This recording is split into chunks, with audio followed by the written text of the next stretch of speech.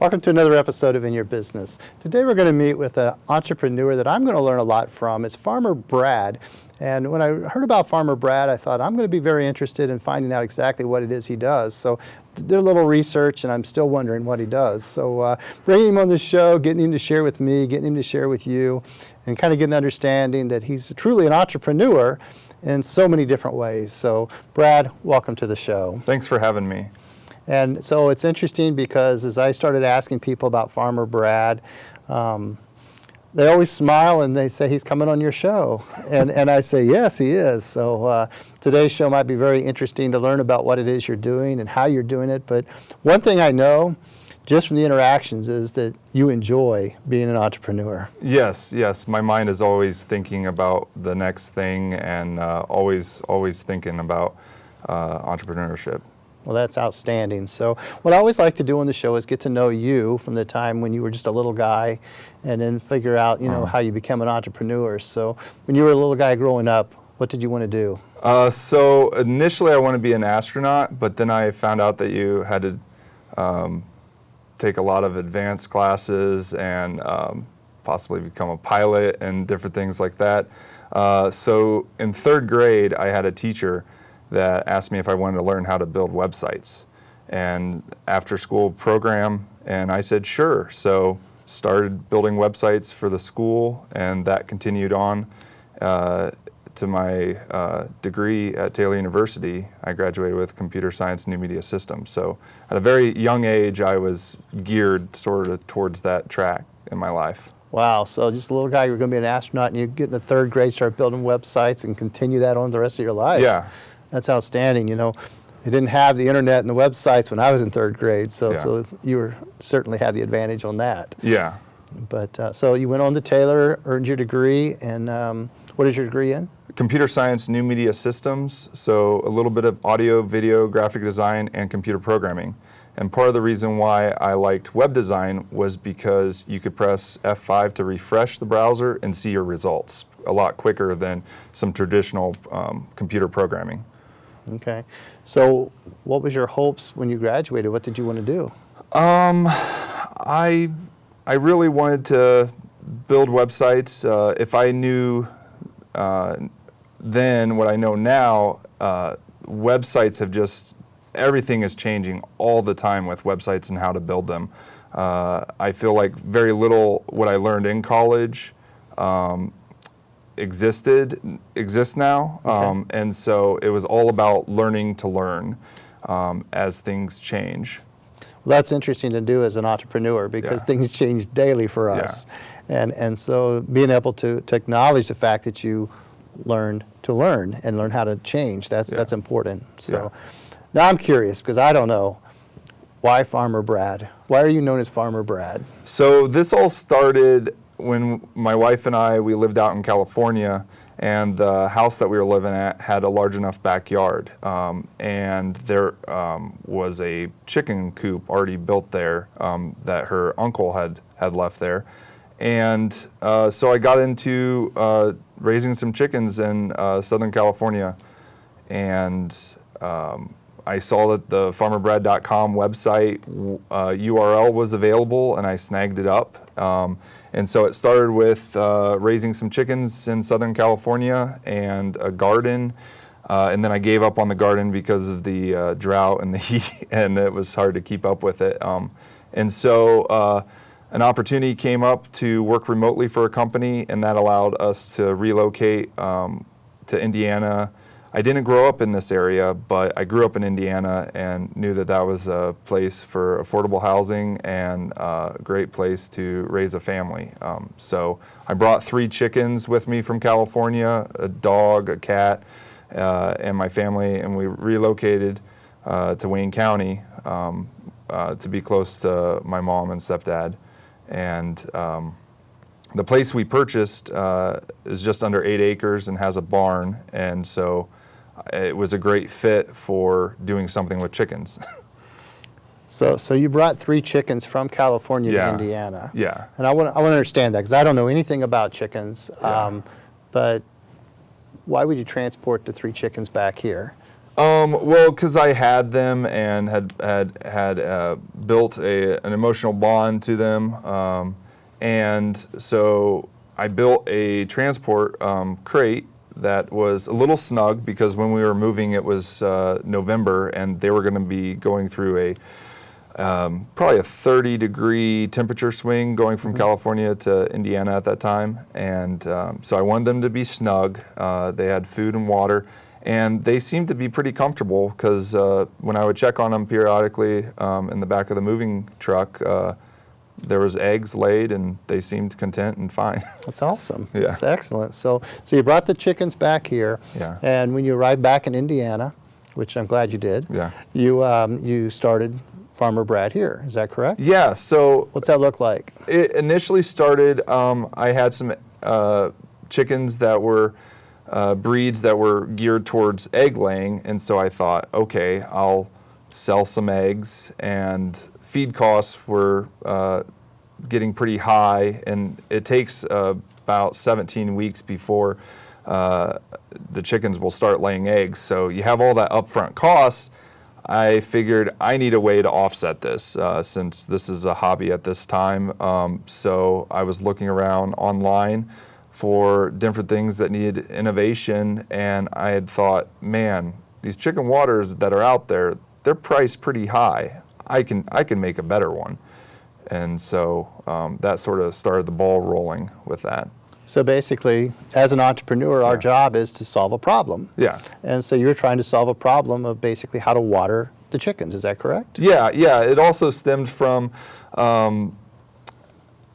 having a day job and trying to fit chores in and having limited amount of time, so I wanted to try to automate it, and so that's how I came up with the automatic chicken water bucket. So you were working a full-time job and then also taking care of the chickens and the farm and the family and Yeah. everything that goes with it. Okay. Yeah. So I want to understand that. So you created a product, Yeah.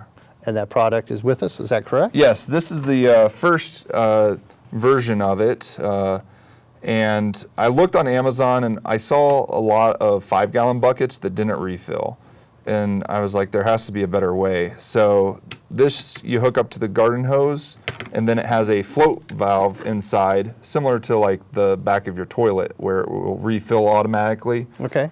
And then on the bottom, there's these little chicken water nipples that the chickens peck at, and it's able to give them some water. And then you can just hang the bucket for the first version of the bucket. So this is a 2-gallon? Yes, this is a 2-gallon bucket, and then it has a removable cap so that you can refill it during the wintertime when you use a heated element. So you can feed a heated element down in there so the water won't freeze, and then just have to manually refill it during the wintertime. Okay. But during warm weather, you can just hook it up to the garden hose, set it, and you're good to go. It's outstanding. Yeah. So you came up with this idea, and then this is the next generation? Is Yeah, that so correct? I got some customer feedback saying that, you know, having the garden hose right here on the side creates a lot of tension and stuff, and doesn't give you really very much flexibility with getting the water to the chicken water. So the last summer, the summer of 2018, I came across this configuration. So this is a reverse osmosis hose, similar to what people have underneath their kitchen sink. And what's nice about it is there's all these adapters with these quick connects. Okay. And so I can easily put that on there. Let's say I need to extend it, I can put an extender on there. Or even, let's say I want to connect 2 chicken waters. I can just easily snap that on there, add another one, and you're good to go. So it gives a lot of flexibility, and it also helps me to be able to field calls from customers that have the bucket on their that they've purchased, and to be able to field any of those questions over the phone to be able to help them have success with the chicken water. And so the reverse osmosis hose goes to the float valve, and then we have it in here similar to the other one. Okay. I went with a side water nipple here, And part of the reason for that is during the wintertime, if you're refilling it, sometimes the bucket can get a little heavy. So by putting it on the side, you're able to sit it down on a surface Sure. when you're manually refilling. Okay.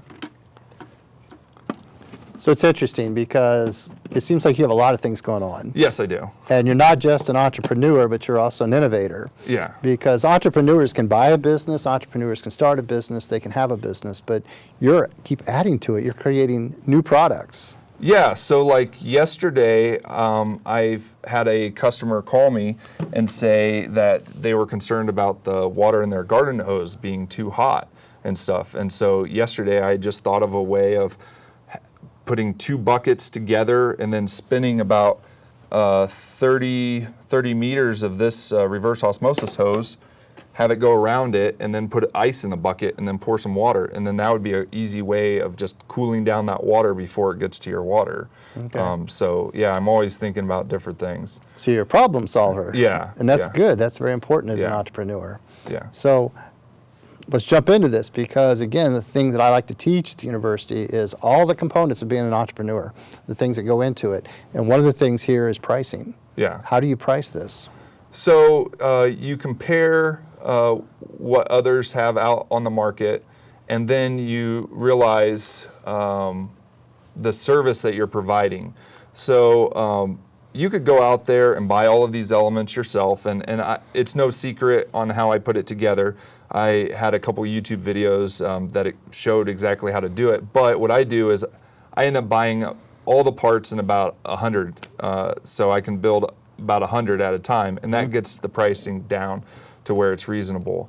And so this first one, I think I underpriced it on my website, but since I went to redesign this and I have a premium product and premium parts, I was able to sell this for a premium price. Okay. And it really makes it worth my time, my limited time that I have to make these. And I've gotten great feedback on my website from customers saying, I'm so glad I came across this because it saves us time and it's built well. And that's the other thing, since my name is Brad Wood and I'm putting my name on this as Farmer Brad, I want to make sure that any bucket that goes out is going to work. And because I'm putting my name on it, I want it to work. And so customer service is very important to me, and making sure that happy customers are there, because I don't want any bad news or any bad experience to come across, because it can just tank the business. Sure.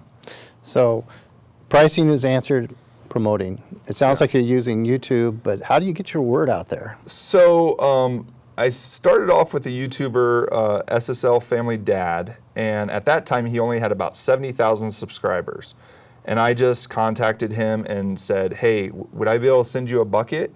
And to make it worth his time, so it's not just him getting a free item, I said, here's a promo code that you can have, and you will save your viewers a certain amount off the price, and then I'll give you a royalty for each sale that you send my way. Sure. That promo code also gave me the ability to be able to track how many people are going through his videos to my site.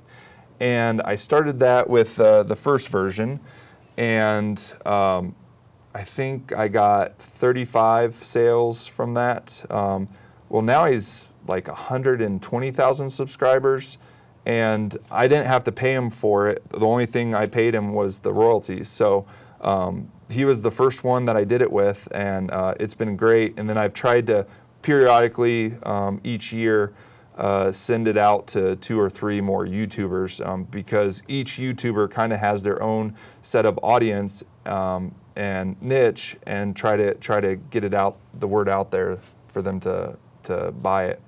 So your main way of promoting the bucket is YouTube. Yes, yes. Okay. And then I'm also able to track on my website, knowing, okay, most of my traffic is coming from these YouTube videos, and then this is where the traffic has come with the promo codes as well. Okay. So back to Farmer Brad, though. Yeah. The buckets. Yeah. What percentage of your business would you say that is? I would say Probably 75%. Okay. Because I was thinking the other day at the farmer's market, I go and set up and sell my pasture-raised chicken, and I can sell 2 of these in a week, and that's pretty much how much I would make at the farmer's market. So it's like, and it takes me about 20 minutes to make 4 of them. So it's completely worth my time to invest and help promote the automatic chicken water bucket. The main thing with the locally raised, pasture-raised poultry it's more or less to provide a service to the Wayne County area to help promote healthier options with the chickens. Okay. So let's talk about everything that you're doing, because Yeah. I know you've got a lot going on. Yeah. So you have the buckets. Yeah. You're raising chickens. Is Yes. that correct? Yes, I'm raising chickens for meat, and the nice thing about those is during the wintertime, it's chickens I don't have to take care of because they're already in the freezer. I do raise some chickens that are geared towards egg laying, and that is for chicken rental packages. And the goal with that side of my business is it allows people to try backyard chickens risk-free for 3 or 6 months. And I provide the coop, the hens, the feed, the water, and deliver it within a 50-mile radius for free delivery. And if at any point they realize, oh wait, this was a terrible mistake, they just give me a call, I take everything away, and then we prorate a refund after that. And then at the end of the rental period, they can also buy it out and just keep everything. So it's a really good way for families to see whether or not backyard chickens are a good fit for them. The other thing too is I try to source the hens so that they're going to start laying on day 1 of their rental. So you don't have to wait the 17 weeks before the chickens start laying the eggs. So the difficult work is already done. Yeah. By the time you get the chickens, so if I rent chickens from you, Yeah. I'm going to have fresh eggs the next day. Yes. I mean, sometimes there may be a day lag just with transporting the chicken. The chicken might just take a little while to get used to the new environment. But yes, I've had it where 12 minutes after I've delivered the chicken coop, there was an egg in there. Oh, wow. For the customer. Yeah. Okay, all right. So when a person, I have to know a little bit more about this. Yeah. But when a person rents chickens, do they rent a chicken or several chickens? How does that work? So the packages are set up 2 or 4 hens for 3 or 6 months. And based off of the length of your rental and how much you're paying, really determines the price of the buyout option at the end. So if you paid more up front, then your buyout option is less. And stuff. So that's the other side of being the entrepreneur, is putting together those packages. Yeah. And how do you do that? How do you figure out what's going to be marketable? Yeah. So it's part of the reason why I have egg layer birds, and I have to keep on sort of raising them and putting them in the incubator. So I have birds of various ages because I don't know when a customer is going to say, hey, I want to have a chicken rental package. Okay, well, I need to have one of this age to sort of match up. Sure. Now, I do have a supplier down in Liberty, Indiana, that if I'm in a pinch, typically he'll have a chicken of the right age to line up with the rental package. Okay. You've got the buckets. Yeah. You've got the chickens. Is there anything else? I'm also raising fresh produce in my garden, and then I got an EQIP grant from the government to build a high tunnel, which is kind of like a greenhouse that's not heated, and it's 30 feet by 48 feet. And I'm still working on trying to get water back there. Last year, I just grabbed every garden hose I had on my farm and just ran it back there. This year, I decided, I'm going to utilize my resources of my property to be able to get the water back there. So on our farm, we have 2 ponds, and the upper pond is spring-fed. So water's always flowing, and I'm going to utilize that water to store and move water to the high tunnel to be able to use. So that's water that is free, water that I don't have to pay an electric bill for the well pump, and it will also be full of good nutrients left over from the fish in the pond. I love it because you're actually solving your own problem now. Yeah, yeah. And so you brought this in. What is this? Yeah, so this right here, it's a little large, but this is, sorry. You're good, you're good. This is a hydraulic ram pump.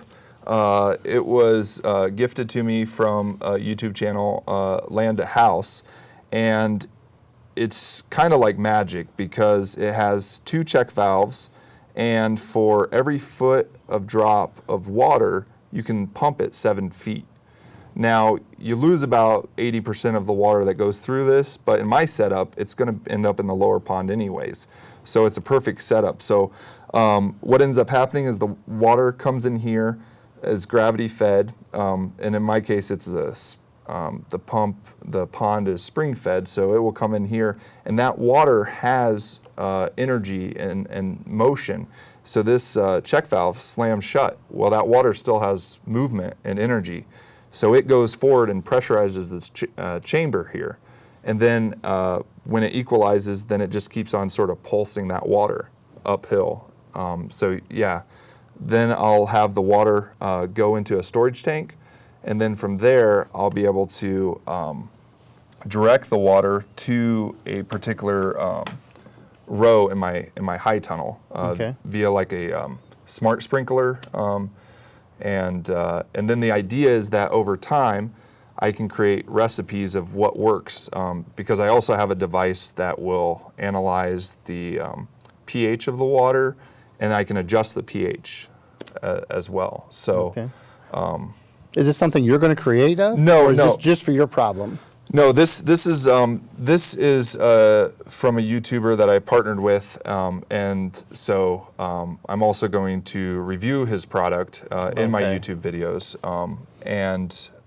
so he's already, similar to how I've solved the problem with the chicken water buckets, he's sort of crafted and figured out all of the problems to deal with a ram pump, and so he's building these and selling them on his website and stuff. Okay. And so I want to help support another entrepreneur that's doing something similar to what I'm doing with the chicken water buckets. Which brings me to the next point, because it seems like you're very good at collaborating. Yeah. And so you're sharing ideas, people are sharing ideas with you. You're testing a lot of stuff for other YouTubers and such. So let's talk about that. Yeah, so right now with the business, I'm not, I haven't quite hit that break-even point. So what I end up doing is I look for products out there that I think would be helpful for my farm. And I contact the company and say, hey, would you want to partner with my company, send me a product for free, and in exchange, I will make a review video of it, promote it on my website via footer ads on my website, or in this case,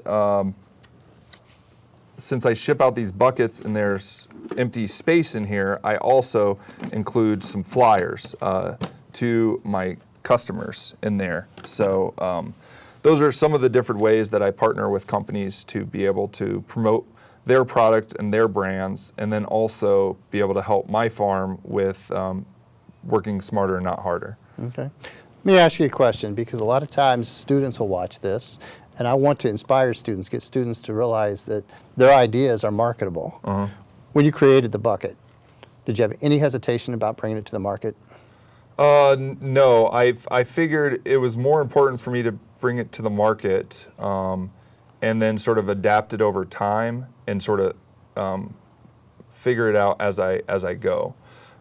So it definitely was a learning curve, figuring out, oh, this bucket doesn't work that well. Okay, I need to try this other bucket and stuff. So there was a lot of iterations happening. Okay. So let's talk about you as an entrepreneur. What is the greatest enjoyment? What is it, the reward that you get from being an entrepreneur? So I would say recently there was a customer that came to me at the farmer's market and said, your whole chicken that I purchased last week tastes exactly like grandma's chicken. And she's like, I can't purchase that in the store. And it was like her telling me that just really made it worth it when it's a rainy Saturday morning and I don't want to get up and do the chores and move the chickens around on my pasture and stuff. And it's just like, that's why I'm doing that, to be able to provide good quality meat to the Wayne County area so that people can experience grandma's chicken and to be able to experience it for themselves. Okay. How many chickens do you have? So the most I had at one time this year so far was 250 birds. Okay. Most of those were geared towards meat, but it kind of varies. Also, it's kind of tricky sometimes to count chickens because you'll have some come onto the farm, you'll sell some, you'll have some go to get processed, and so, but yeah, the most this year has been 250 at one time. But I typically try to raise the meat birds in about 100 batches, 100 bird batches at a time. Okay. Thank you for coming on the show. Thank you for having me. All right. This concludes another episode of In Your Business. Today we met with farmer Brad Wood. And you know, it's really a unique business that he's in. He's enjoying everything he's doing. He's very passionate about it. He's really got his hands on several things, including the buckets, which was his innovation. Innovation, entrepreneurship, it's a lot of fun, as Brad has illustrated. He continues to do it, and I'm going to look forward to seeing what he has in the future, because he's going to have some great stuff. So again, thank you for watching In Your Business.